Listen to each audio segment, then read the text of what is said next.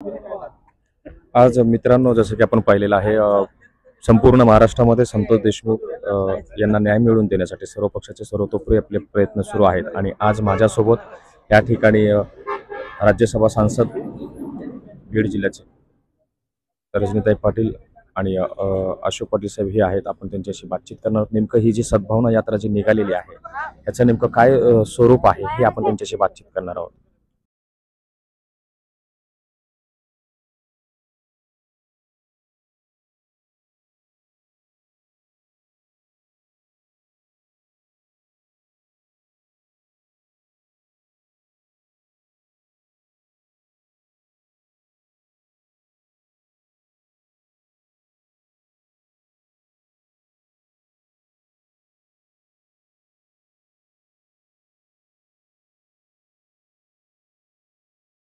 साहेब, आज संपूर्ण महाराष्ट्रामध्ये जसे की संतोष देशमुख प्रकरण झालेलं आहे, त्या तुम्हाला आज न्याय मिळवून देण्यासाठी आपल्या पक्षातर्फे, काँग्रेस पक्षातर्फे आज सद्भावना यात्रा निघालेली आहे। त्याचं नेमकं काय स्वरूप आहे?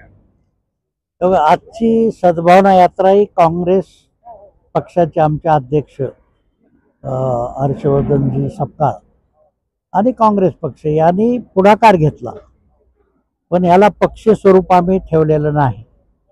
कुणी येऊन तो त्याच्यामध्ये सहभागी होऊ शकतो आणि याचा उद्देशच हा आहे की खरंच आज म्हणजे माझ्या जिल्ह्यासारखा चांगला जिल्हा मी तर समजतो, माझा जिल्हा चांगला आहे।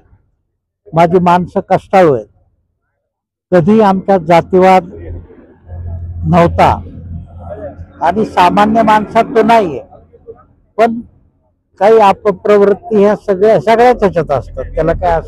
त्याला काही समाजाचा अर्थ नसतो, पण त्याच्यातनं ही जी हत्या घडली, अजून काही आपण बघता जिल्ह्यामध्ये काय काय चाललंय, तर त्याच्यामधनं समाजात मध्ये एकोपार ठेवा। पुढाऱ्यांनी निर्माण केलेले प्रश्न आहेत ते पुढाऱ्यांना बघतील, त्याला कायदे आहेत, कायद्याचं काम करेल, पण आपली जी एकोप्याची वीण आहे ती उसवली नाही पाहिजे। आणि माझा विश्वास आहे की माझ्या जिल्ह्यातल्या सगळ्या समाजाची माणसं ही धार्मिक आहेत, संत परंपरेला मानणारे आहेत आणि कष्टाळू आहेत। आणि कष्टाळू माणसाला जात पात धर्म काही नसतो, तर त्याला फक्त आपण एक संधी द्यावी, प्लॅटफॉर्म द्यावी व्यक्त होण्याचा। कुणीतरी पुढाकार घ्यावा असं वाटत होतं लोकांना, पण तो कोणी घ्यावा, म्हणून आम्ही ठरवलं की आपण सगळे मिळून पुढाकार घेऊ। आणि त्याच्यामध्ये आज बघताय आपण हजारोच्या संख्येने लोक सहभागी व्हायला लागले। गावागावामध्ये एक दुसऱ्याला एक वातावरण बदलण्याची प्रक्रिया निश्चित सुरू होईल आणि एक विश्वास येईल की जग दिसतं तसं नाही आणि 10 माणसं म्हणजे जग नाही, आपण सगळे आहोत, सगळ्या जाती धर्माचे आहोत, याच्यात एकोपा व्हावा हा त्याचा उद्देश आहे।